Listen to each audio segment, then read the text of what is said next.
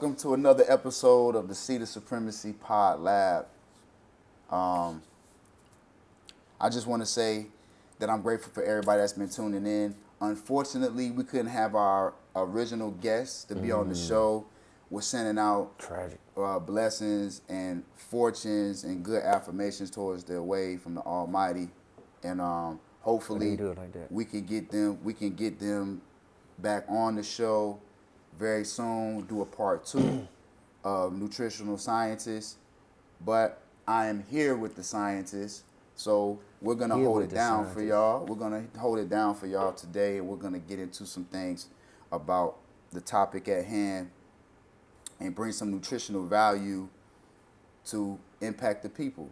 I'm excited to say that, I have been working very hard to be able to be a guide to the people, sharing my holistic lifestyle journey.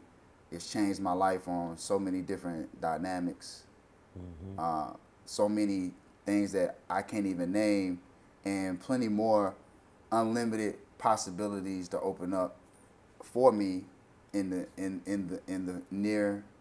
everlasting now and the near future, the unlimited possibilities of the quantum world. So we just quantum leaping.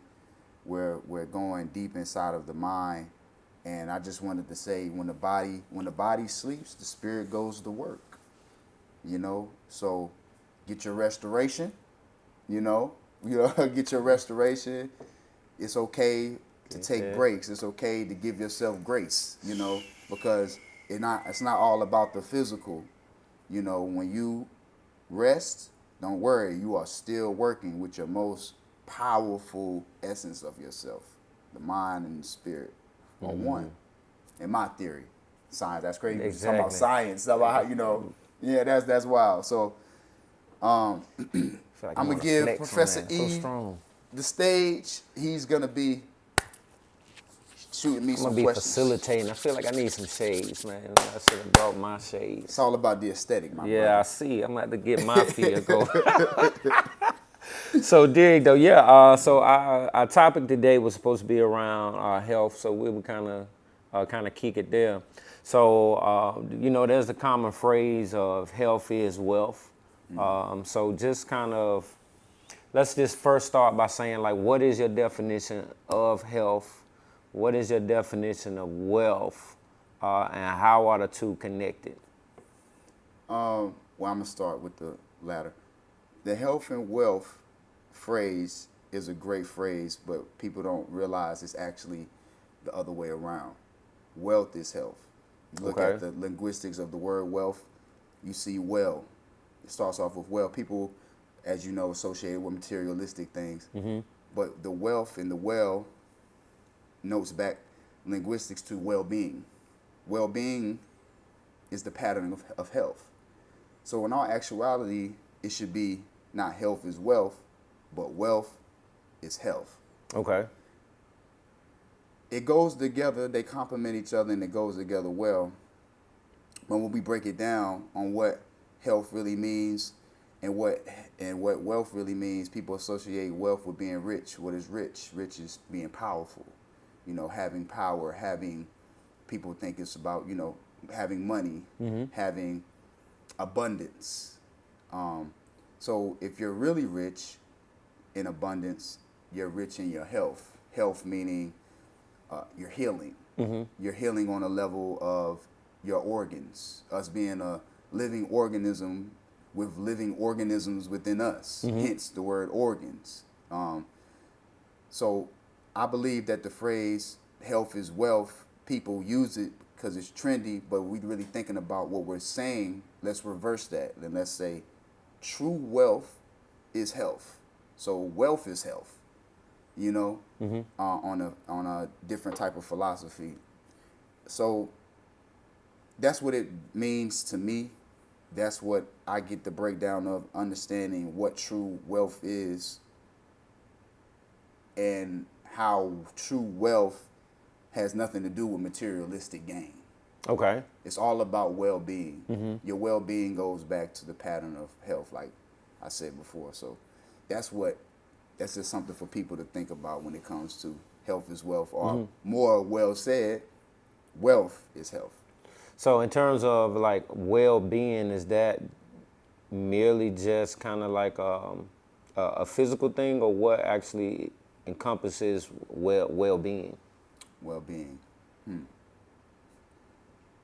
So when we're talking about well-being, we have to go deep within the roots of the problems, the roots of you having a overall well-being, meaning your overall whole. You're coming to the table whole. You're not picking up pieces of yourself. You're whole and wholesome within yourself. So your well-being is based off how whole you are. So if you have a strong well-being, that means that it's covering all the elements of wellness: intellectual, spiritual, mental, physical, emotional, social, occupational. All that encompasses the whole. So your well-being is going to be based off of the elements of wellness. That goes back to the roots of the issues that you deal with as you came into your own being. Your own being the things that you've been through in life, the experiences, there may be some trauma, maybe some things that you had follow you throughout you growing into who you are. That ultimately affects your subconscious, and it gets locked into that database, and you create your self-image and your self-concept based off of those experiences. So your well-being is based off those elements of wellness, and you feeling like you're whole, or a false sense of you feeling like you're whole, because you built your self-image and concept off of past traumas and things that affected your being. So when your being is well, that means that you're whole, but you're whole in a real authentic way because you did the work to fix the root problems that you experiences while being. And being is so freeing. Wow, that was really deep. With my experience, I can say that supreme well-being is my reason for being. I say that, I know people hear me say that, but I really mean it, because without supreme well-being, I would be lost without purpose. Supreme well-being put me in a place of having purpose and having a way to fight for myself. Right. That put me in a place of building myself up. I always reference back to the phoenix, because it's a mythological bird to some, but it's a real thing to me, because a lot of people counted me out when I was in the ashes, when I was down. And I was able to find ways to build myself up by way of going deep within and doing the shadow work, being a true shadow worker, analyzing myself, studying myself, doing the knowledge of self, and understanding, like, okay, what's the solution? And I had an epiphany, and the epiphany was, I'll never forget it. It was the day after my daughter's birthday, March 29th. I had been vegan for about 3 years at the time. But I woke up on my son's mother's couch, and I said, today is the day that I drastically changed my life. And I woke up and I said that, and as I said it, it was like I would never forget it. I saw the sun coming through the blinds of the window, and I just sat there in like a meditative state, and I said, this is the day.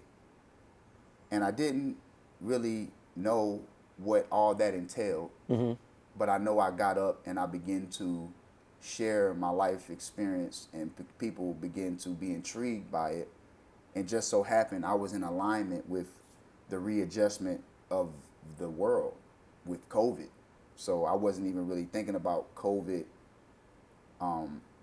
changing and shifting the world the way it did. I was just in the moment of me having a realization that caused me to share my lifestyle, and my lifestyle was actually the solution to COVID. So the more I started sharing my lifestyle, I realized along the way of me being plant-based up to that point, that I had actually established authority to where people trusted me, because they knew I had been plant-based for a little while before COVID hit. So I took that and I began to self-share. In the self-sharing of my lifestyle, I started to understand how valuable I was, how much value I brought to people, and how I impacted them. And that put me in a place of like a real deep self-discovery. And that's how Supreme Wellbeing came about. I tell people all the time, I had no idea what a Supreme Wellbeing was until I woke up that day and had that realization and started self-sharing and started understanding how valuable I was and how captivating my lifestyle was and how I'm really striving to be an evolved race of human being because my lifestyle is a solution for humanity.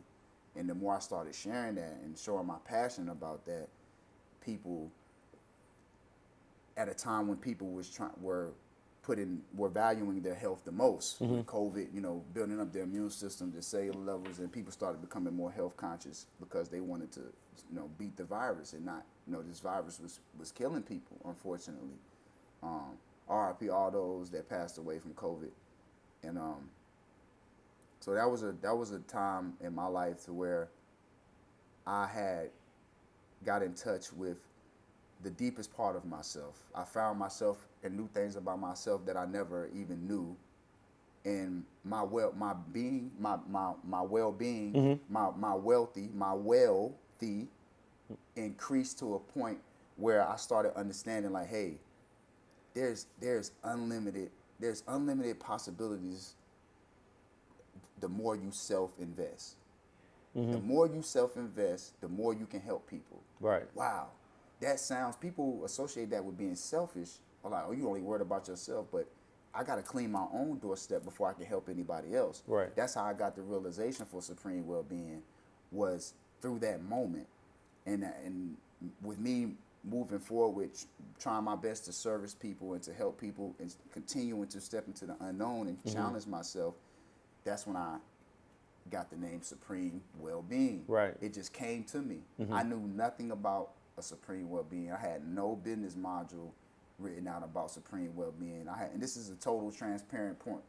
This is a totally transparent moment right now that I'm telling y'all, because business doesn't have to go like the protocol that y'all think that it has to go. Sometimes business can be a very spiritual and mystic experience, and that's how it was for me. And I just stepped into this newfound purpose in my newfound self and my newfound reprogramming of my subconscious mind. Right. And what I was getting from that, my cognitive functions, they call them downloads, my realizations, the creative flow and ideas, my prefrontal cortex was stimulated, and I was able to say, okay, I'm going to start a business called Supreme Wellbeing. At the time, I was just plant-based cooking, sea moss, just everyday holistic lifestyle. Right. Now, look and see what it's morphed into. So look, let me ask you this to kind of bring it back, because you went deep. So we were talking about health, and you mentioned that health was a part of this well-being, and then within the well-being, you mentioned like all of these different, I guess, parts or components that make up the whole person. Like you mentioned the intellectual, the spiritual, you mentioned all of that. And then from there you went to say like, I kind of got a new kind of picture of myself. I kind of started this new awareness of myself. And that new awareness of myself led me on this journey. So as it relates to individual health and people kind of going on their own health journey, does it have to start with an awareness of who you are and what, healthiness might look like to you before you actually start the journey? Or would you say like the pathway might be different? Or let me try to ask it another way. How important is self-awareness to your overall healthy journey? Right. Yeah, let me kind of do it that way. Got you. So I'm a strong believer in the first step of the raising of the consciousness is the dietary law. Now, this is from my personal experience, and I also want to say that I have gotten results from this experience, and so this is why in my advisory, I suggest people to start here. Okay. With I knew when I had that epiphany that I needed a drastic change in my life, and that drastic change was my dietary law. If I can put more emphasis on my dietary law, I can raise my consciousness to the level that it needs to go for in order for me to find out who I am to the core of me, right? So self-awareness is everything when it comes to you finding solutions within yourself and you wanting to, whether it's a goal that you set for yourself of cutting weight, whether it's a goal to get off your medication, whether it's a goal to build up your immune system, whether it's a goal to stop having brain fog or to stop having aches and pains, whatever it may do, whatever goal it is, you have to start with being aware that there is a problem. Some people are in denial, and it's normalcy to go buy processed food, partial foods, dead flesh, and bioengineered chemicals. It's just a part of that's what they're programmed to do. They see nothing wrong with this. So the self-awareness for you to come into and say, hey, I don't want to do this anymore. I'm starting to become aware of myself to the point where I understand that I need to change. I need to transform if I want to be the best version of myself. Some people are content with just being who they think that they are. But who you think that you are, like Bob Proctor says, I talk about it in my book, it's not the two words. It's not Derek Williams. That's not who you are. Like, who are you to the core of you? Not what your parents named you. That's how you become self-aware. It's kind of like you step outside of yourself and you're looking at yourself from a bird's eye view. Billy Carson said something really interesting. He said, when you become an observer of your thoughts, when you stop trying to analyze your thought patterns and become an observer of your thoughts, that's when you reach the highest self-awareness. And that stuck with me. And he also said, this goes very, Billy Carson, he said, when you start finding solutions for the future, Right. that's when you know you're coming into your genius. Okay. That's how we live our life every day. Our existence is a solution for the future. Us just being plant-based or vegan, whatever you want to call it. This is a humanitarian earth, a planetary wellness solution for generations to come. So we're setting an example of the ultimate, utmost self-awareness every day of our life and our existence as we go. So I believe self-awareness is what not only brought supreme well-being into existence. Self-awareness brought these in the sand, a step-by-step guide to improving self-discipline. It brought the actual name supreme well-being. It brought the actual metamorphic version of me that you see right now in front of this camera into its self-awareness. Self-awareness has brought me into understanding entrepreneurship on a whole different level. Self-awareness is the key to unlocking your purpose, understanding that purpose, accepting it, letting go of ego and letting go of materialistic gain, and understanding that your path is strictly to service people for those that you're meant to service and inspire. Okay. I feel like when you reach a certain point of self-awareness, you start understanding the self to a point where the human spirit is stronger than anything that can be against it. But a lot of people look outside of themselves. We give the power to so many other different things. How can you really be fully self-aware if you're constantly giving your power out? You're constantly sourcing your power out here. You're constantly sourcing your power out there. And you're saying, oh, this is more mightier than me, when all the power that you need and have was placed within you to utilize that power, to help as many people as you can to see that power and to come into themselves. And when you need to tap into more power, you go into your intuition, because that's how you're getting the downloads from the superconsciousness. Right. The superconsciousness speaks to you through your intuition. You telephone through prayer. You telephone through meditation. You telephone through all these different things. And when you get telephoned back, it's your intuitive abilities. So ultimately, That's deep. I was watching these old cartoons from like the '80s. One of them was He-Man. I don't know if y'all remember the cartoon He-Man, but yeah. like He-Man, he used to be like a regular dude before he became like, you know, the big muscle dude. Yeah. But when he made his transformation, he would always tell himself like, I had a power. And he would like raise his sword up, and like a remember that. lightning bolt would come down and strike the sword. I remember that. And it was like, you know, almost like a conscious download. Then he became like the super muscle man. Yeah. But let's tie it back was dope. into let's link it back to diet real quick. So you mentioned diet, you mentioned plant-based, you mentioned vegan. So as it relates to diet, there are all these different, I guess, I call them pathways or strategies to health. Plant-based vegan being one, but even within plant-based vegan, you know, there's now theories that are out around hybridized food versus non-hybridized food. You got that whole thing. Then you got organic foods versus non-organic foods. So when you're thinking about diet, man, how do you sift through all of the different pathways and strategies to ultimately find one that's most suitable for you? Right. Yeah, I would probably say that's the most difficult part is personalizing your diet.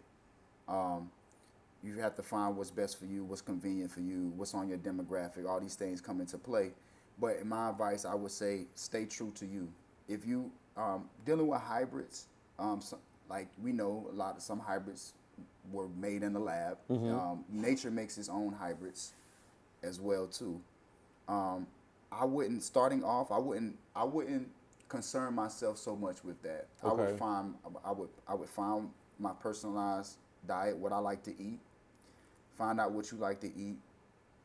Take what you like to eat and compare it to what's really would be best for you, depending on what kind of ailments or underlying health issues that you're dealing with, Okay. or whatever your goals are, and then go from there. Start from there, and then you can implement as you do more journalistic research on what's a hybrid, what's good for you, what's not.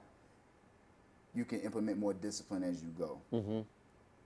That's what I did, because sometimes we can take in so much information that our mind gets cluttered, and you can get what I like to call food paranoia. Right. So we get food paranoia, and you're like, I don't really know what to eat. Like I give up. It's like I can't eat anything. And Yeah. I've been there. You know, anybody that's been on this journey knows that it can happen easily. So that's what I would suggest, and I would also say, and this is just my opinion, from what I know from the history of hybrids. People say lemons are hybrids, and lemon is a hybrid.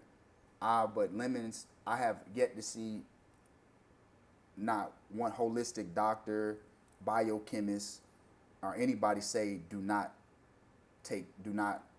eat lemons. Right. I've never heard that, and I believe the reason behind that is, I wanted to share this with people, is the history of lemons come from lemons were actually made, I want to say in a region of Africa, but they were originally made for disinfectant for neo-colonialism Oh, wow. of Europeans coming into Africa.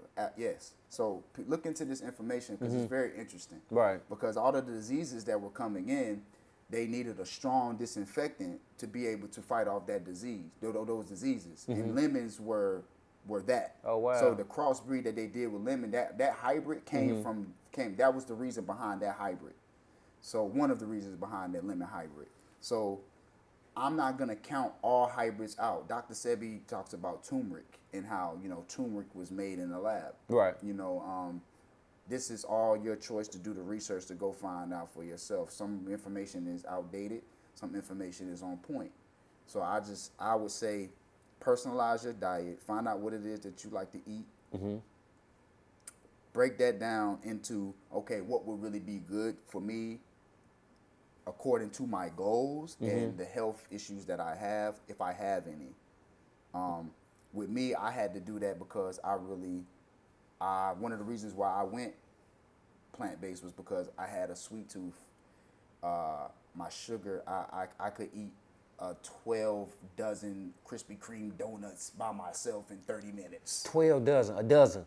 By myself. I had a real problem. Okay. So I had to take control of that, right? So What is that, like a mineral thing? oh my goodness! If you have like a sugar fiend like that, that's like a mineral deficiency or something, ain't it? It was something. I think it had, and to be totally transparent and honest, I think it had something to do with the temporary chemical of dopamine in my brain because of the drugs that I used to do in my past. Okay. So that the rush that I got from the drugs that I did in the past, I would get that same rush and chemical reaction in my brain from the dopamine, the short-term chemical. Oh, wow. Of joy from the sweetness, because I wasn't doing drugs anymore. So Gotcha. that was that cane, it's still cane, that sugar cane. Right. You know, so as opposed to the cocaine. Right.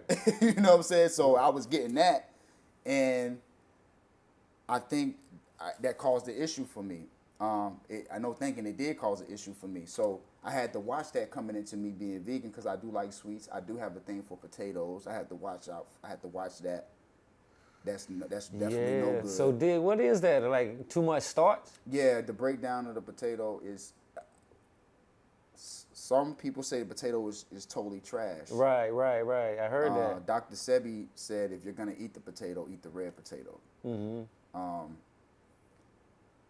I try to stay away from it just because of my sugar addiction. Okay. Like even sweet potatoes, I heard. Sweet potato, I love sweet potato. You gotta just find a balance. Oh man. Dealing with what you got going on within you. Right.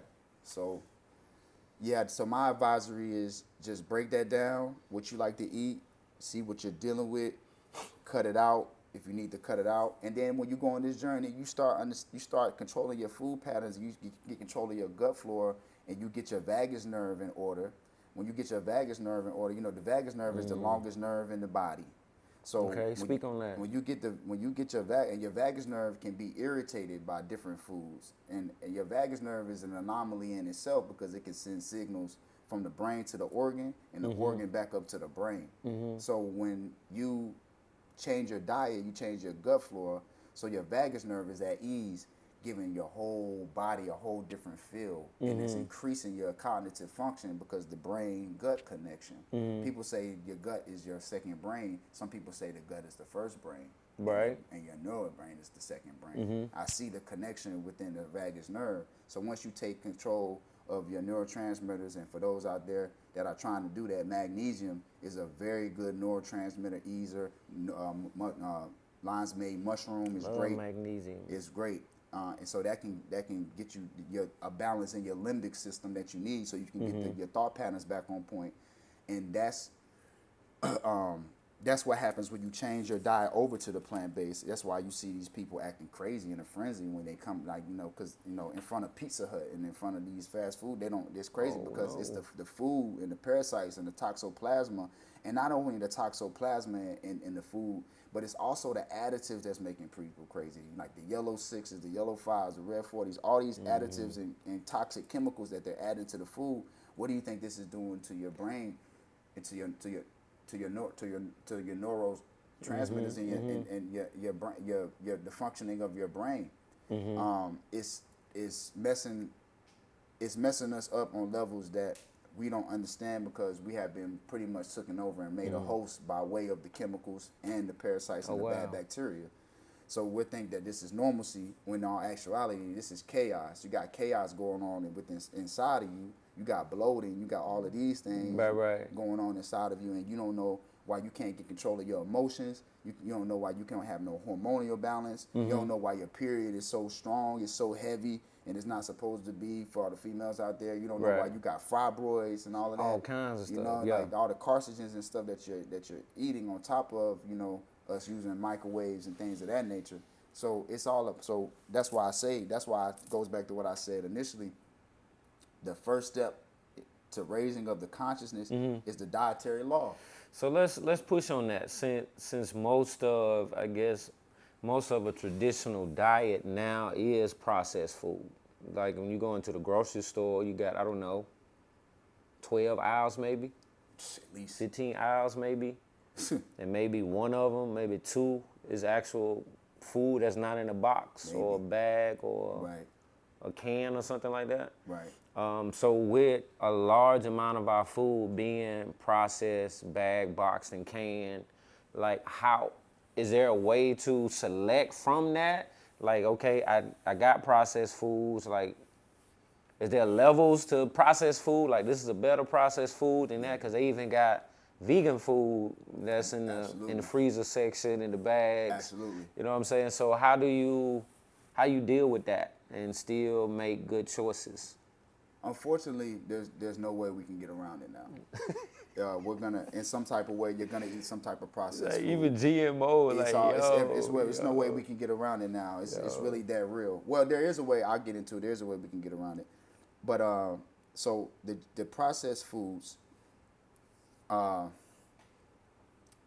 So basically, the way you get away from processed foods is fasting. We have to fast now, because if we don't fast, because there's no way we can get away from processed foods. So you have to get to a place of self-awareness to where you can say, I need to fast because I know I'm eating some type of processed food somewhere. And just because you're vegan do not mean that you're healthy. Mm-hmm. We already know veganism has been hijacked. Right. It's no secret, right? Hands up. Yeah. You know what I'm saying? So just because you're vegan, it doesn't mean that you're healthy. And just because you're plant-based and you eat well doesn't mean that you don't need to fast. Mm-hmm. Because there's some type of process activity that you had indulged in, even with being healthy as you can be living in America. Right. Some things you can get that won't even list that there's an additive or carcinogen in it, right, or bioengineered ingredient in it, and they won't even have it on the list, and you eat it and you didn't even know because you said you read the label, but maybe there was a stipulation where they didn't even have to list it. Right. You know, it's always, the FDA is always coming up with these tricky loophole ways of getting things in. So the only way we can combat that is fasting and getting back to essential skills like growing our own food. Growing foods is good. We have to get back to essential skills of growing our own food and fasting if we want to totally avoid these things like processed food, bioengineered ingredients. Man, they're even, the FDA just approved lab-grown meat. Mm-hmm. So the lab-grown meat you don't have to know, it's chicken. They're talking about putting some type of sticker that says cell restructured meat or whatever on the label of the meat, but right, who knows? But those two things are our only hope, and as us coming into an evolved race of human beings and setting the example for humanity, I truly believe that vegans and plant-based people are the exemplar for humanity if we want planetary wellness. Now, don't get me wrong, I don't agree with some vegans how hard they go with extremism behind their message. I feel like they just need to calm down, show the world how to live through essential skills, growing their own food, animal consciousness, animal awareness, caring for animals. That's all good, but let's not judge the meat eaters. Let's educate them. Mm-hmm. Let's let them know, like, hey, no, this is what's happening. This is what would be better. This is the solution. So those two things, I would say, is our only hope. Fasting, getting back to essential skills, like growing our own food and understanding how important that is, because we're coming into times to where if we don't start thinking about these things, we're going to be eating food that is so partial that it won't have any minerals, no nutritional value, and the nutritional value that's actually in it could be a whole deception. Right. Because now Bill Gates is producing seeds with nanoparticle technology in them. So at this point, if we're not thinking about Science is skills, crazy. oh my goodness. Yeah, the science is crazy. And the science is crazy. And I'm going to say this for everybody watching. The science is crazy. And let's keep in mind, Bill Gates is not a scientist. No, he just funded them. He's just funding them. You don't have to be you don't have to be or wait to be labeled by society to come into your being of who you really truly are. Mm-hmm. Go for it. Because nobody is going to be able to tell you and validate you but you. So if somebody can do it on a diabolical level, mm-hmm. why can't we do it on a real, true frequency of love level mm-hmm. for ourselves and other people? It's time for us to wake up and do it. You know, so that's what I would say. Those two things is a good start. Man, it's getting real out here, man. So, I mean, I hope people, I still have hope in humanity. But humanity has to have hope in itself. You know, AI is on the rise, robots are on the rise, humankind is declining. Exactly. Who needs a human? What do they do exactly for us now that the machines say it can't do itself? It's unfortunate. I was doing some research on I was looking at mushrooms. Okay. And, mushroom. I got this spot, man. It's called a Coop. They do a chicken mushroom. It's slamming. Like, I don't know what they do, but it's a mushroom. But they make it taste like chicken. Where is it at? Mr. Coop. He's usually off of, it's a food truck, so he's in different spots. Oh, nice. Yeah, but I saw him out on Fayetteville, Phoenix Square is where I saw him at. Yeah, Phoenix Square. Phoenix Square. Yeah, I gotta check. I forget what the mushrooms. mushroom thing is called. I'm getting into the mushrooms. But it's a sandwich. Yeah, Tastes like chicken. Tastes like chicken. Yeah, it's probably the oyster. It's a big mushroom. It tastes just like chicken, fried up real nice, right? Yeah. So all our people out there, don't think that you can't. I have some clients that are transitioning over into vegan diets, and they're really surprised by how vegan food tastes. They're expecting it to be nasty. Mm-hmm. Well, expect your taste buds to change when you detox your gut. All the food that you think that you like, you do not really like it. The parasites and the bacteria in your gut like it. That's not even you that like the food. That's not you that's craving the food. And also, your neurotransmitters are being hijacked by the chemicals that they're putting in the food, sending signals to your brain through your vagus nerve, through the bacteria that's giving off the chemicals to make you think that you want the food. So that brings up a point I was talking to the other day. What's the difference between hunger and appetite? So like I was saying, a lot of times, at least in Western culture, you're not really hungry. You just got an appetite for something. And that's kind of tying in and kind of what you're talking about. Absolutely. Where your body kind of sending out these signals and you trying to address the signals. Trying to address the signals. Yeah, but you're not really hunger. It's not really a hunger. Real hunger. Yeah, exactly. Appetite can be manipulated. Hunger can be satisfied. Yeah. You know what I'm saying? Yeah. So people, I'm hungry, I'm starving. No, you're not. You're not. What you are is you're being hypnotized and brainwashed, and your appetite is being manipulated to make you think that you need and want the food that you're craving for. You're not hungry, you're craving. Right. So, like 3 meals a day. Yeah, right. That whole pyramid scheme is a lie, and we're gonna revamp that and change that right now. We meet with us saying this right here: make your own pyramid. Revise the pyramid scheme. Make your own pyramid. Personalized pyramid. Personalize your pyramid. Yeah. Build it. That's hot. Just like an ancient Kemet. Build your own pyramid, and that's when you'll find the truth and the lies that they told us all these years coming up in school and as a kid. It's not what you think. Remember that hunger, you can be satisfied. Appetite, you can be manipulated, and that's what they playing on. They playing on people's appetites. Yeah. And it ain't right, because if you can't get people to get away from the food if they feel like that, oh, I can't stop eating McDonald's, or I can't stop eating fast food, or it's so convenient to where like I don't see how I can not get it some It's days. $1. It's $1. It's only man. $1. It's right there. Come It's on. coming.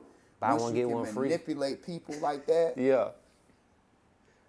and then you got healers and naturopathic doctors and holistic health guys and practitioners coming in and saying, hey, let's get away from the fast food and the processed food.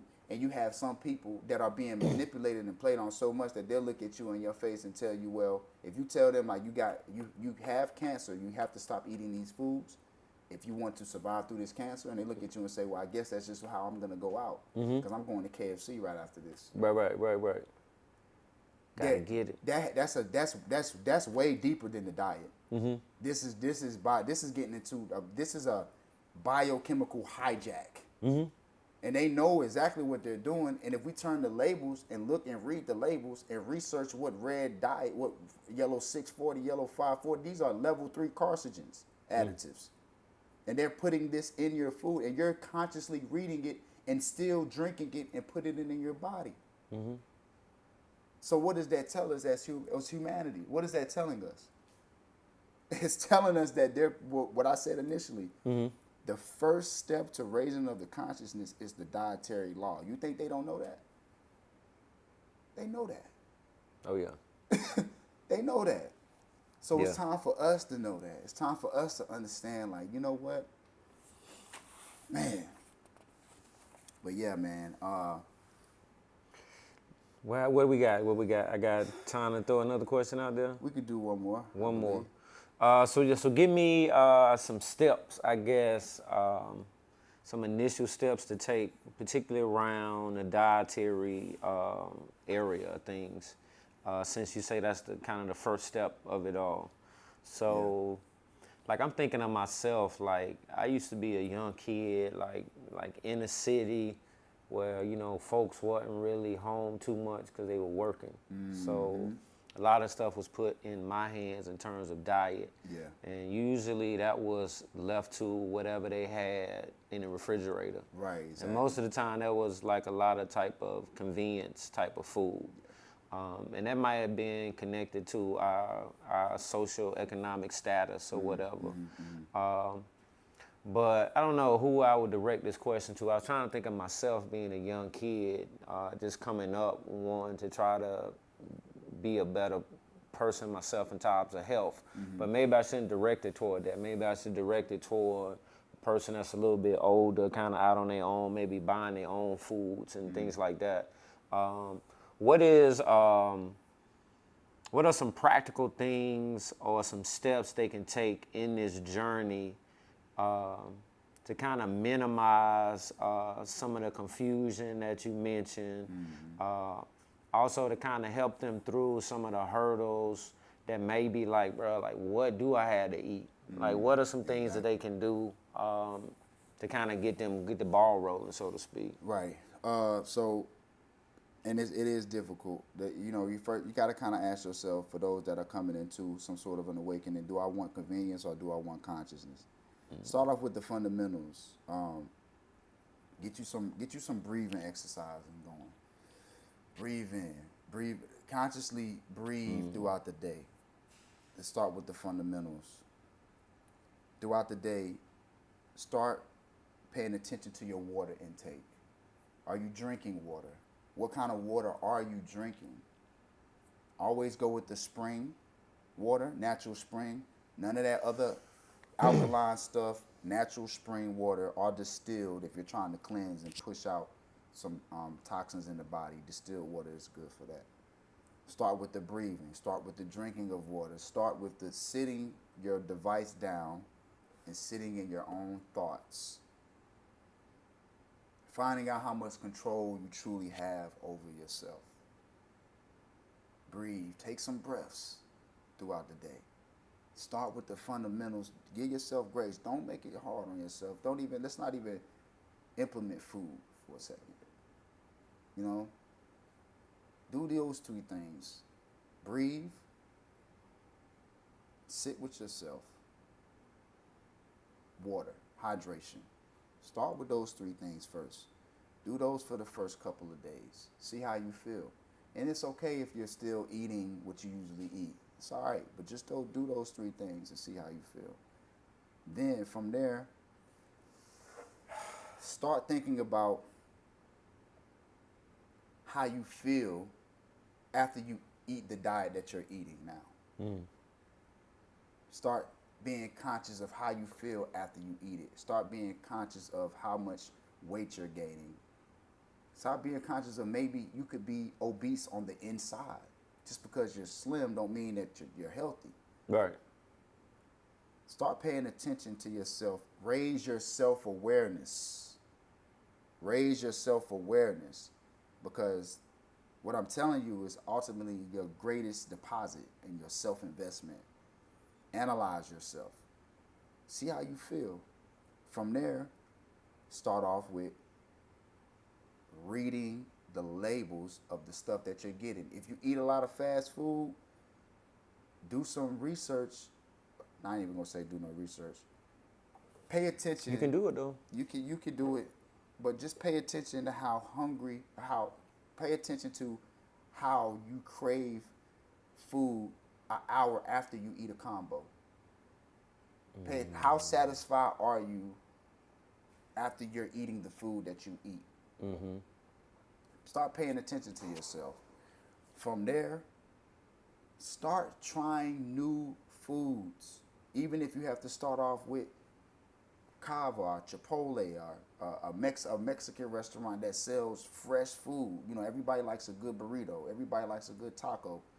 Try to find ways to where you can implement real food into your diet slowly, while still drinking your water, while still taking your breaths, while still setting your device down and just sitting for 5 or 10 minutes in your own thoughts. Just sit. That's a lot right there. Just sit. Sit for 5 minutes. Sit for 5 minutes With your without own anything. thoughts.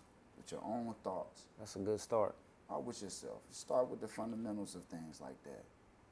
Then from there, start paying attention to your patterns throughout the day, your eating patterns. What are you craving? What do you think that you just must have? And why do you think that is? You that taking that 5 minutes and that 10 minutes is going to help you find out why that is. Be sure you chew your food. Make sure you mind. That's mindful eating. And that goes, chewing your food goes into mindful eating. Whatever you're eating. That's a thing? Mindful eating? Absolutely. Whatever you're eating, be mindful of how you're eating it. Are you just swallowing your food? Engulf it. Did you just engulf it? Or are you actually taking the time to chew your food all the way down and letting it go into your system? Like, pay attention, be more self-aware of what's going on around you and your thought patterns and how you're really like rocking, how you're really moving around out here. You know, and ultimately it's gonna be hard and difficult to face, because it's hard to face the harsh truths about yourself sometimes, and you gotta want to face them. So I would say start there. That's that shadow stuff you're talking about. Yeah. Pull back one time on just a strategy thing, and I'm not sure about the time, but in terms of drinking, do you see it's best to drink before a meal, after a meal, during a meal, or there's no difference as where I place my drink at? I would say if you could, don't drink or eat at all at the same time. Okay. Try to eat your meal and drink after. And what I find is if you have a meal that you're eating and you just, you have to drink, a good strategy is have you a little side of fruit. So instead of drinking your water, when you feel thirsty while you eat your meal, just have you a bite of fruit. Whether it's a melon, watermelon, berry, blueberry, try that, because the hydration that you get from fruit and the water that you get from fruit is going to hydrate you on a higher level than the actual H2O. Okay. So that's a strategy if somebody's looking for a way to balance that out while they're eating their meal, eating and drinking their meal. Try the fruit, or try to just eat your meal without drinking your water, and see how that goes for you. And if you're mindfully chewing your food and drinking and while you're eating, that's fine too. Okay. It's just all about finding what's best for you. But if we're talking about technicalities, we should eat our meal Right. first and then drink after. Right. But it's okay. I think what's more important is what you're drinking and what you're eating as opposed to how you're eating it. Okay. Because you could do that. You could eat a whole cookout tray or McDonald's combo and then just smash your large Sprite afterwards, full of acid, turning your bones to gelatin. Right. Like, carbonated water. Mm-hmm. You're putting carbon in water. That's a carcinogen. This is like smoked meat. They're putting carbon dioxide. Carbon dioxide kills you, right? So you're putting that in your meat. You're putting cancer in the meat. Not only is the meat cancer, but you're putting more cancer in the meat. So in a carbonated drink, you're putting carbon in the drink. You're putting cancer, a carcinogen in your drink, and you're drinking it, and it's acid. So I mean, hey, look. That's what that goes back to, the consciousness of what you're eating. We say burger, but it's cow. We say chicken sandwich, but it's a hen. It's a chicklet. We say egg, but it's really a chicken fetus. Yeah. we say bacon, but it's really pig ass. Okay. That's what it is. Yo. So it's the food psychology is deep. Right. So just be mindful of what you're eating, how they label it, and what you're calling it to trick yourself into thinking that's what it really is. That's not what it is. And that comes from you just being more self-aware. Put your device down. Take some breaths in the morning. Sit with yourself. Drink water, spring water, natural spring water, and just see how you feel. Right. Say start there. Some opening tips for you to get going. Sure. Yeah, like I said, there's so many levels, man, to it. Some, like, even down to the chemistry, but the food and the hospital system is kind of like connected, which is why you got the FDA, which kind of brings it all together in terms of how the food we eat and the chemicals that are in that food directly relate to the health industry and the medication we are prescribed in that industry. Yes, sir. Like they go hand in hand. They do. I'm not sure how to go about ending it. It's my first time trying to lead this thing in terms of a discussion. So I'm not you did really. Great, man. Really. You did great. Okay, I was trying. Nah, it was a you did lot great. of stuff, man. It was a lot of stuff I wanted to kind of get into. We will be doing a part 2. Like I said, unfortunately the guests couldn't be here today. We will be getting them on for part 2. So y'all have another perspective around the nutritional scientists. Right. We're gonna keep this going. I like the way this felt, and I like how we can relate it to biology. Biology, yeah. We can relate it to biology, so we can. Life is great. Yeah. So I'm gonna tell you what changed my mind on soft drinks. I was with my uncle. He was working on a car, man. He poured some Coke on the battery. It was like some acid or something built up on the battery, some kind of white, creamy, foamy stuff. He just poured Coca-Cola on it. And cleared it out. Cleared it all out the battery. I was like, man. So what you think it's doing to your inside? That's crazy. Your enteric system. Your enteric nervous system. That's a Coca-Cola you just did that with. Yeah, it's man. Yeah, it's. But yeah, it's so many. I don't know. So no judgment, y'all. Tune in to part 2 or 3 or 4, however many parts. Like the discussion could go on and on as it relates to diet, nutrition, and overall health. Because as he listed, it's not only physical, dietary, there's also mental, spiritual, emotional aspects to health. I think they kind of all go together in doing that self-work. Yes. That self-awareness, because it's so much, bro. Absolutely. So much. So yeah, I don't know. Tuning off from the Pod Lab. This is Eric Saliim, Professor E. Saliim, whatever you may say. I'll see you soon. I don't know how it works. See the Supremacy PodLab. See the Supremacy PodLab. Salute. There it is. Yeah, pass me that ginger tea. I